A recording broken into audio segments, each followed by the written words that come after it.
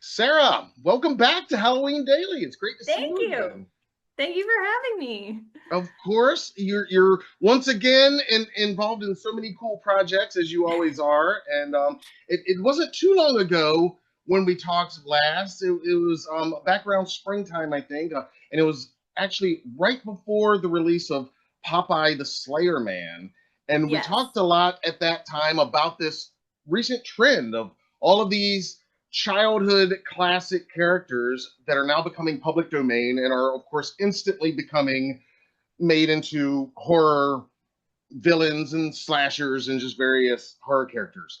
And this phenomenon that it just keeps happening. And then since then, now because now we can pick up right where we left off. I feel like the film was released. It came out. It was a huge hit, and genre fans really gravitated towards it. And now here we are, Fangoria. Not only did they nominate it, but they created a whole new award category for these films that we're talking about. They call it Yeah. the what is it? The best Public Domain Resurrection was that's the it. official. Yep. Best Public Domain Resurrection Award, and it's brand new. And Popeye the Slayer Man is one of the nominees. What is going on here? This is awesome. What are your thoughts on this about the Fangoria Award, the response from fans, all of this? It's been pretty crazy. I mean, people really seem to dig it, like Yeah. more so than I even expected going into it. Like I just thought it was going to be some, whatever campy, kind of movie, Yeah. but like it's blown up and I don't know what it is about Popeye specifically. Maybe it's kind of because he's like a little bit of a rogue character Mm-hmm. anyway, even in the childhood cartoons. But Mm-hmm. yeah, I feel like people really love seeing him as this slasher. And yeah, the film did really well. I've been doing some like horror conventions and like Mm-hmm. people are coming up, to my table and wanting to talk about Popeye and to get photos and like all that sort of stuff. So it's been really cool and really fun to see just like the trajectory of this film. And it just goes to show like you never know what's gonna happen. Mm-hmm. Oh yeah, definitely. You can't. You never know what's going to hit and when, and sometimes great films don't hit, and then they're Hmm. rediscovered years later, decades later. Sometimes but yeah, this one definitely the genre audience for sure has responded, and so then you find out that it's nominated for this new Fangoria Award that they Yeah. just created starting this year for this whole new category of horror. Um, what did that feel like when you found that out? That was crazy. Like I've never had anything that was nominated for a Fangoria Chainsaw Award before, so that already is like an incredible honor and absolutely amazing. And I know they do try to create like a new category, new fun category every Yeah. year, and I feel like this is just we're right in that sweet spot of this explosion of all these public domain films and people are noticing it. I mean, obviously this new category in the Fangoria Chainsaw Awards, Yeah, there was a panel at Comic-Con and like a bunch of the it's producers awesome. from a lot of these films, were there talking about it. Hmm. So like it's kind of becoming its own subgenre in a way. I mean, and I think that's only going to continue because more and more characters are going to be becoming public domain and people It's a are going great to point. keep making them into horror horror characters. That's a great point. I didn't think about, but you're totally right. Yeah, it's not going to stop because there's going to be more and more characters that do become available as time goes on. Not just these, um, and that is so cool that they were represented at Comic Con of all places because so many of these characters do go back to the days of comic books and comic strips, Yeah, even and newspapers and all of that. So exactly. kind kind of fitting. I think Batman's coming up somewhat soon. Like Oh, it is going to okay. be up in public domain fairly soon. And I mean, that's a huge comic Yeah. book character, Oh yeah. And so I'm really curious to see because there's been so many Batman fan films already that are Oh, there like have. Yeah. amazing. And so now if they could actually be able and allowed to go out and make those people make those movies on their own, like I think fans of specifically that character are really going to Mhm. be in for a lot of really cool content coming up. I didn't even think about it, but you're right. I mean, that would be coming up soon, I guess. And oh man, it is going to be an interesting time because, like you said, there have been Yeah. so many amazing fan films already. Some really, well done, high budget ones. Some of them. So Hmm. it'll be very interesting to see what happens on that scale when characters like that, Batman, Superman, those type, um, mainstream comic characters do become public domain. I mean, holy, Yeah. that's crazy to think about. But It's a whole new world. it really is. I mean, it really is.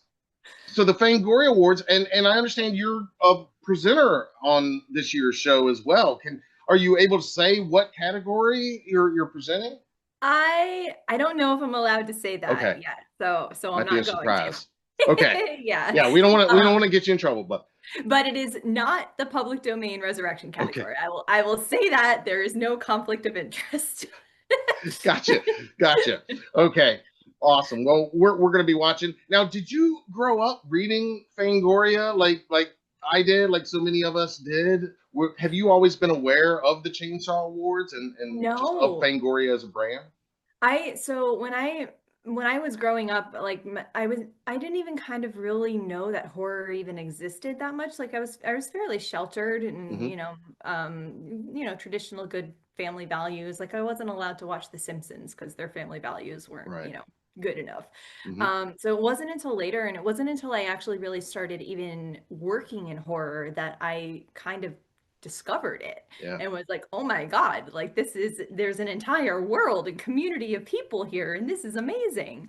Yeah. And so one of the first times that I even knew about Fangoria was when they did an article on the very first movie I ever did, Splatter Disco. And they actually, I think it was Mike Gingold either sent someone out or he himself came out, and they did a set visit. And we had like an actual in print, set Yeah. visit in Fangoria for Splatter Disco. And That's he awesome. was over the moon about that.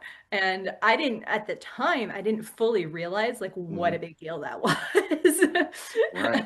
But then I learned about the magazine like afterwards, and I was like, oh my God, like this is incredible. My first movie is like in Fangoria, like absolutely nuts.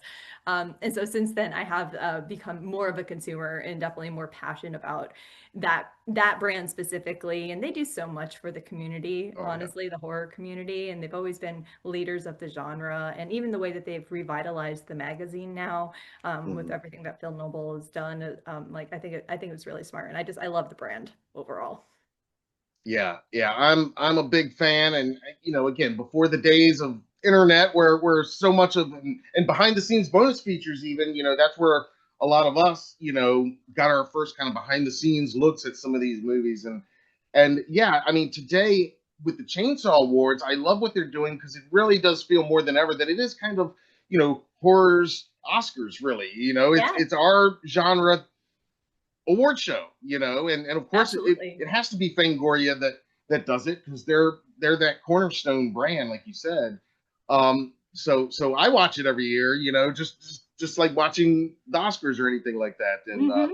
and yeah, so we'll be watching to see which award it Yay! is that you hand out and who you get handed out to. But Yeah, I think a lot of people do, they tune yeah. in to find out like who's gonna win, and and I think especially since Fangoria is so like steeped in the community, that I think that Hmm. they really do a good job in putting together a really fun award show, and they give people what they want, and they really speak to all the elements of like the things that we want to see when we watch that sort of stuff. It's got just enough of like the horror and the camp and the blood and the Hmm. like the fun stuff that you're not going to get at any other like super fancy award show or anything. Oh, totally. Yeah, yeah. Definitely the most fun for sure. But then again, that's I'm biased because that's horror anyway. That's always going to be Yeah, the most fun for me. So, um, exactly. um, another project before we get to VHS Halloween, which is the main thing we're going to talk about. But I want to talk about another project you worked on since we talked last, which was really cool and kind of unique.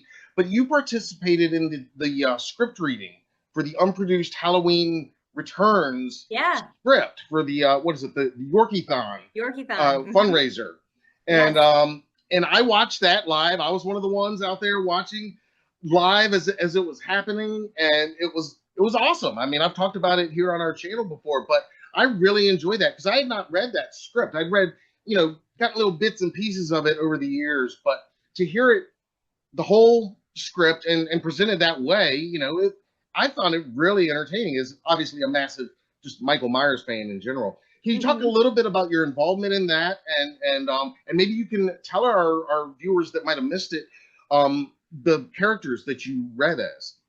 Yeah. I'd have to go back and look honestly to tell you exactly who I read. But it was the sheriff's daughter. So Hmm. it was like the female lead. I don't remember exactly what her Hmm. character name was in the script.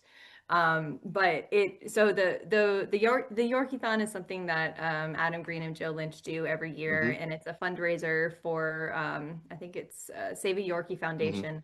And Adam has a Yorkie named Arwen, and so he's always trying to raise money. And the whole idea is that we're gonna stay up so they don't get put to sleep. So Adam and Joe stay up for 3 days, 72 hours straight, and it's absolutely nuts. And they host this live event, and one of the main like cornerstones of that is this, live script reading that we Hmm. get to do. And so I've done that almost every year. I Hmm. think I might have missed like the first year or two, and then I think I took like a year off once when I wasn't available. Hmm. But it's really cool to be able to read like Yeah. these versions of these screenplays that never got produced Hmm. for one reason or another. And then in your head to kind of like compare that to the version that did get made later. Hmm. Like a couple of years ago, we did the original Final Fantasy, which was or not Final Fantasy, Final Destination, which was Hmm. Flight, whatever the flight number was the name of the Oh script. yeah. And Like just like how 183 or something. 180, yeah, Flight Hmm. 180, exactly, great. And then how that was different from the final version, and so Yeah. then this one, with the unproduced Halloween script, Hmm. was also really cool. And from what I understand, it actually got pretty close to Yeah. going, because they had the writers on after, and I continued to listen, a little bit. I did too. And so, it's fascinating to hear all Hmm. of that, like behind the scenes stuff, that I you never get to know as a viewer. So, absolutely. I love that behind the scenes stuff, and yeah, I mean, obviously we here at Halloween Daily, we were covering the development of that film, and yeah, we've yeah. talked to people since then that were almost about to be cast and stuff like that. That yeah, it was really close. But like you said, to hear it that way, especially, it's one thing to read it and visualize it, but to hear you guys each kind of, you guys were having fun with it, but everybody Hmm. was still kind of, putting on a performance. It was, Yeah. and I was watching, but then sometimes I just kind of close my eyes and listen like an old school radio play or something, and it was kind of cool just to experience it that way. Yeah.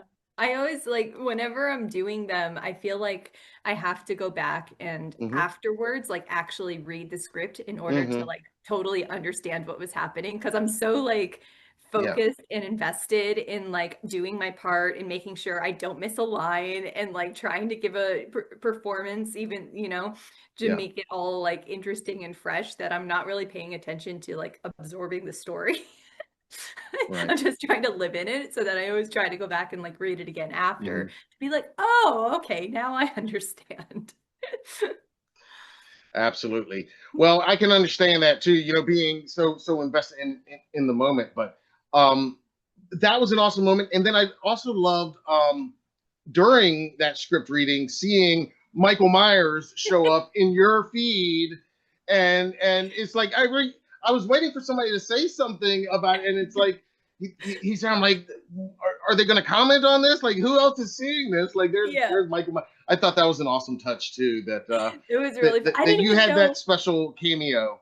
Yeah, like I didn't know that he was gonna do that either. So that was my husband. You didn't even Yeah, know. no, That's and great. he's obviously a huge Halloween fan as well. He Hmm. has a really great, as you saw, Yeah, Michael Myers outfit that he wears every year for Halloween, on Halloween, and he'll walk around the neighborhood and like scare the I kids. love it. Like it's a great thing. We've become known as the Michael Myers house, and like kids will come trick or treating and they'll be like, "Is Michael here?" Um, That's perfect. I so, love it.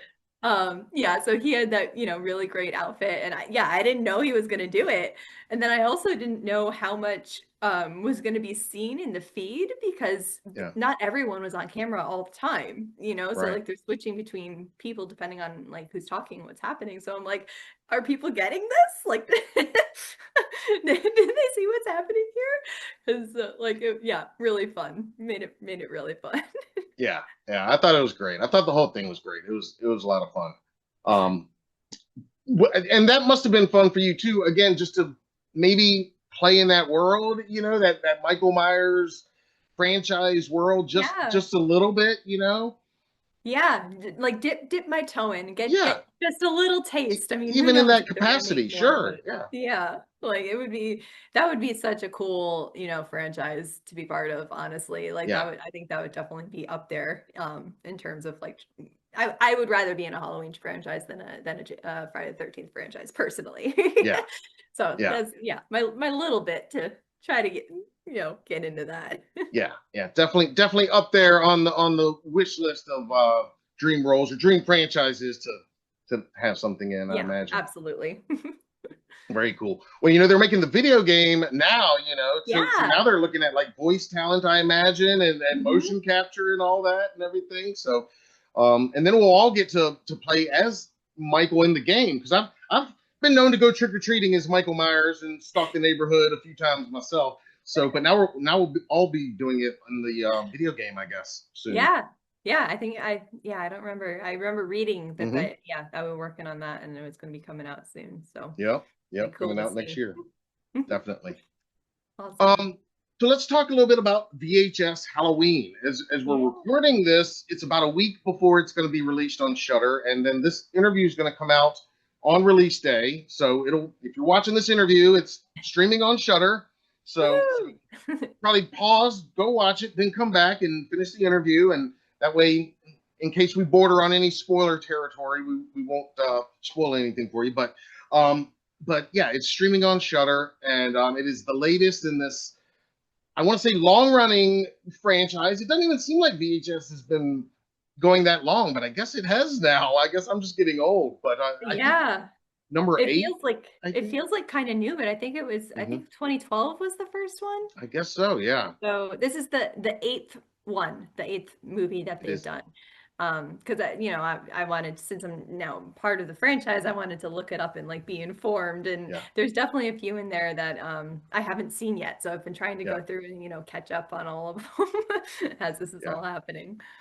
Well, I admit there's a couple that I haven't seen yet either, but this one I loved, obviously. I mean, and Yay! and this one, it's it's 6 segments, and they're all based around Halloween, which Hmm.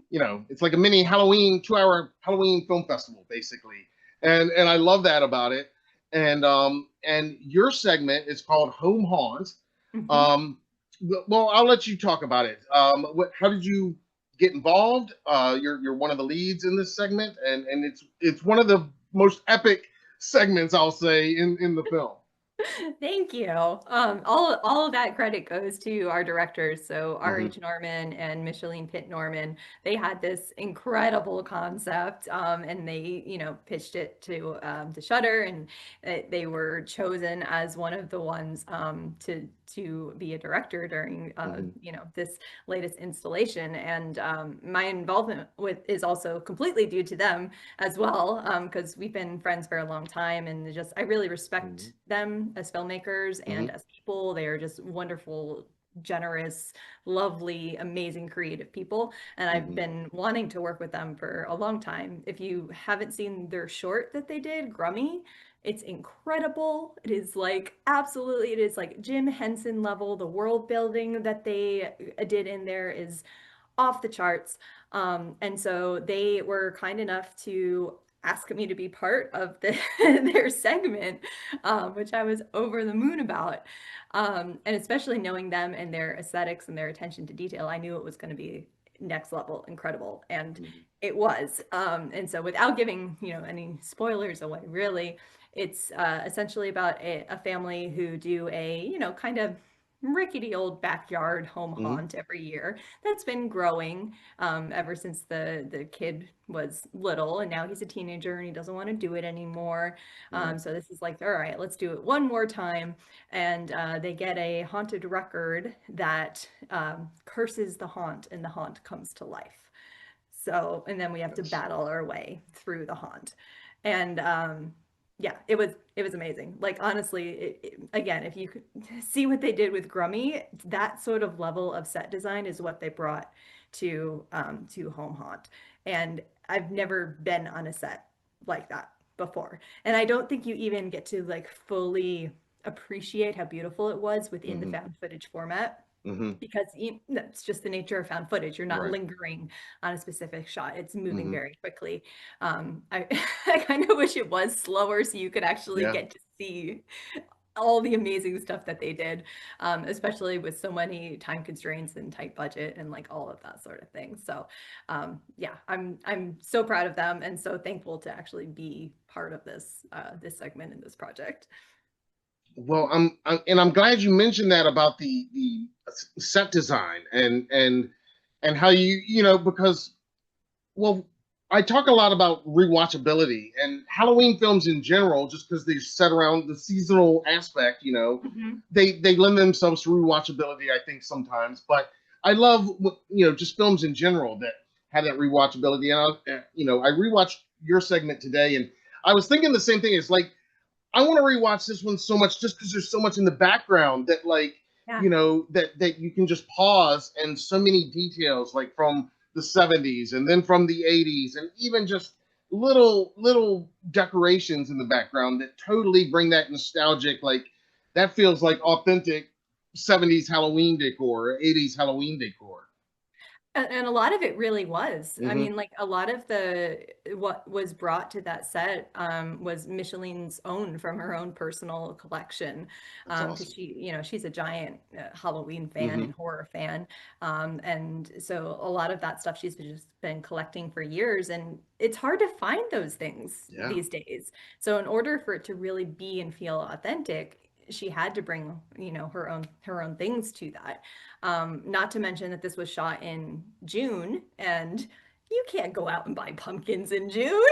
That's right. That's true. So, so creating this whole feeling of Halloween, Hmm. they really relied a lot on the stuff that they had in store in their art department and borrowing stuff from friends. Like we donated some of our pumpkins, that we have, Hmm. is sitting up in the attic, Sure. just to really make it feel like Halloween. Because that's important. Halloween has such a texture and a vibe. Yes. And if you don't put in the time to really make it feel like that and capture the nostalgia, then it's just going to feel off. And so they really took a lot of time and put a lot of attention to detail into doing that.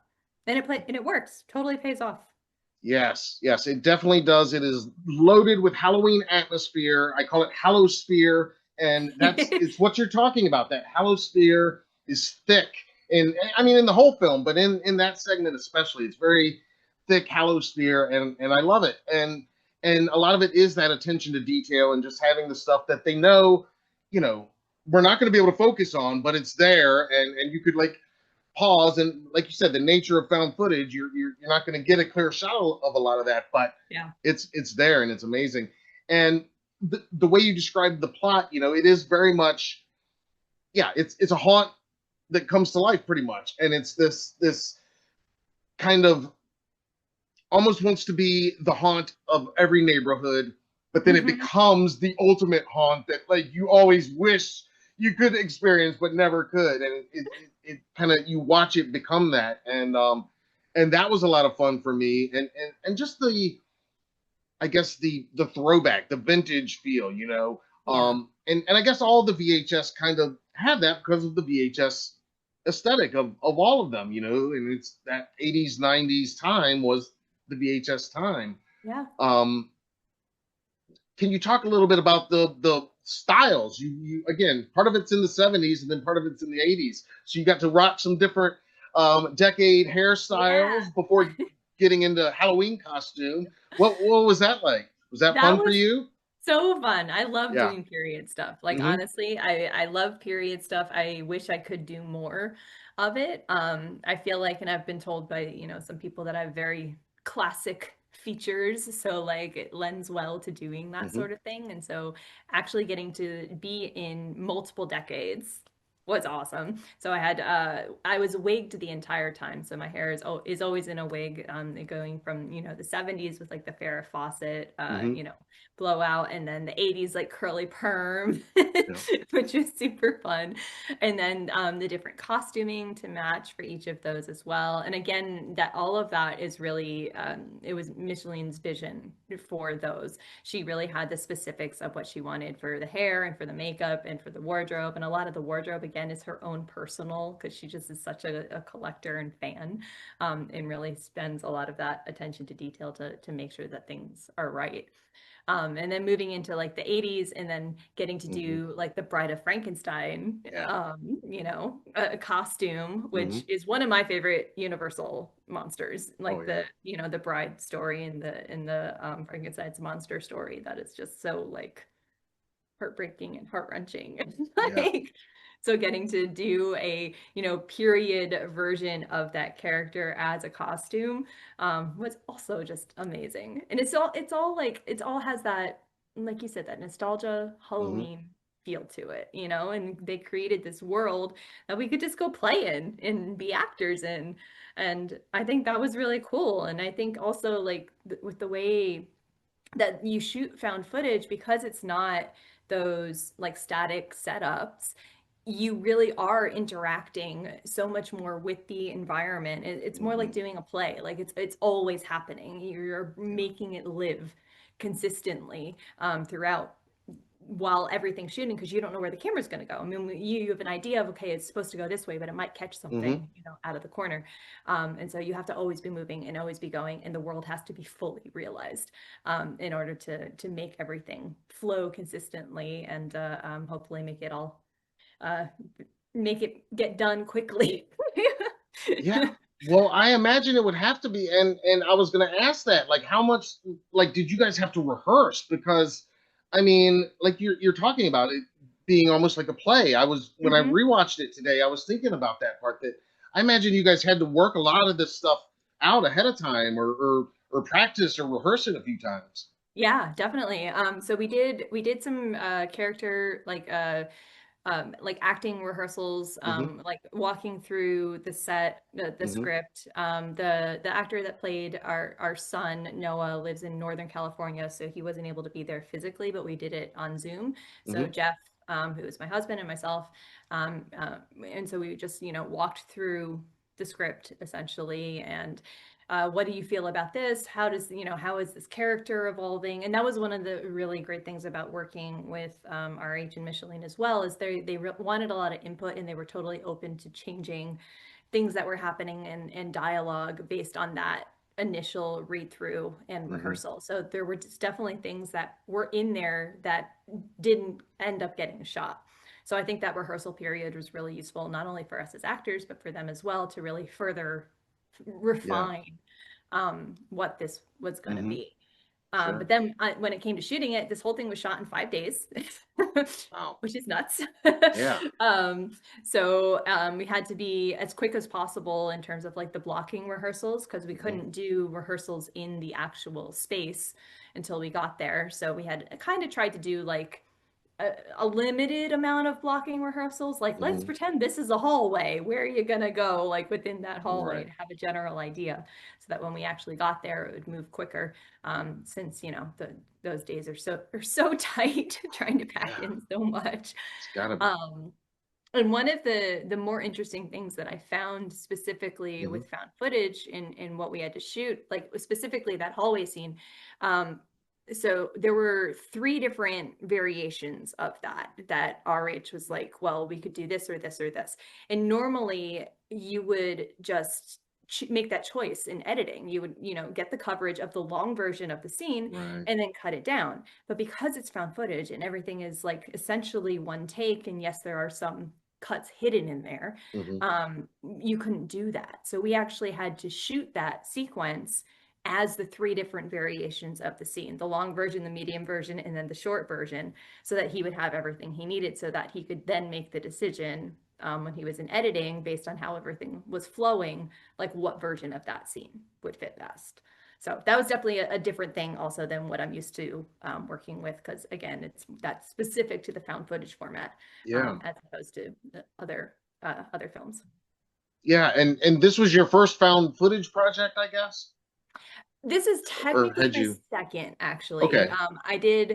I did one that was more that was looser. It was Mm-hmm. more like improv based, where it was Mm-hmm. kind of like this is the scene and this is kind of what's going to happen, and here's like some very loose dialogue and Just go with go.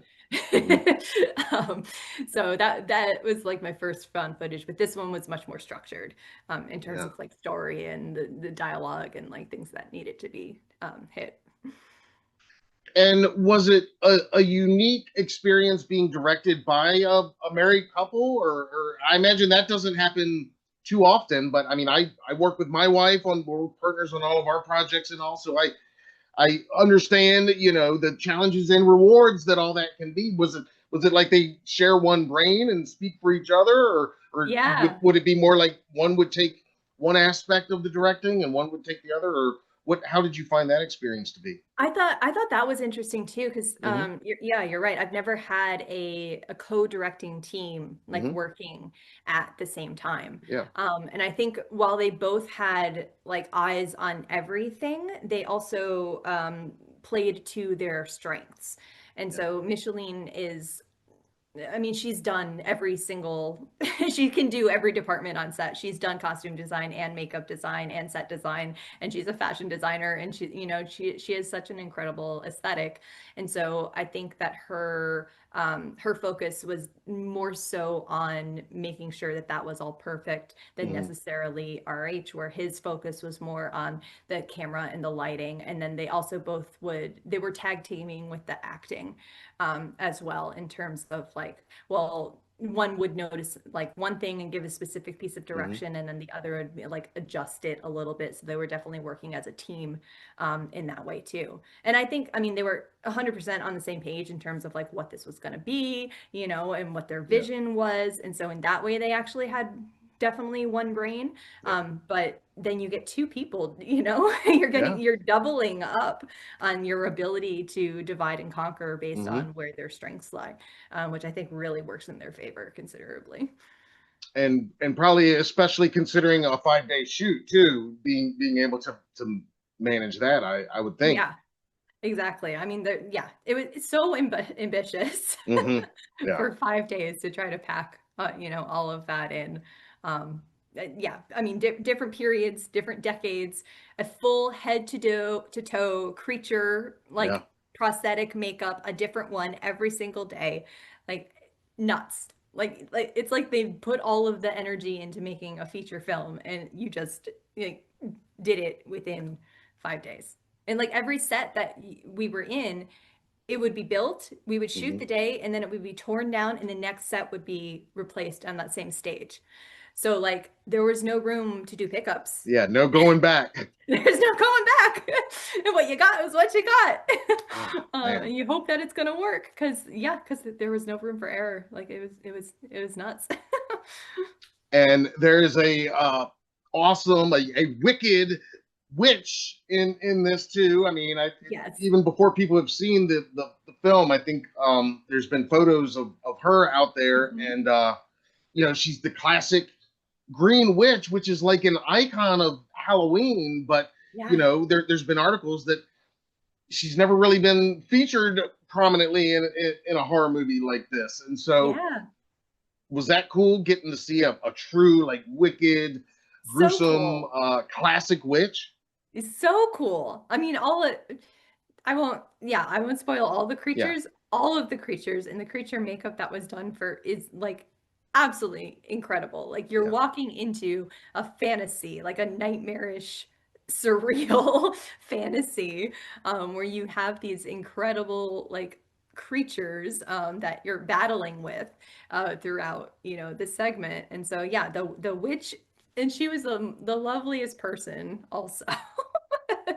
So nice, but so creepy. And like the laugh that is in the yes, film is the laugh that she did like while we were there. And that's awesome.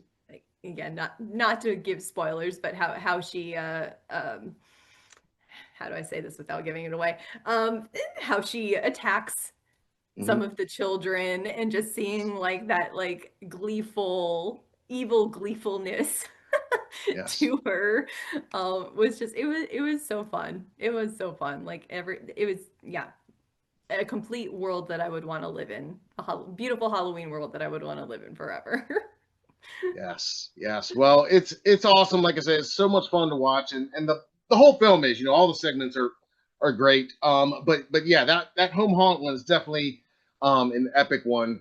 Like you said, it's kind of its own feature length in a small package. So Yeah. much goes on. But I would yeah, love to see it as a feature if someone wants to, that would go be ahead and do that.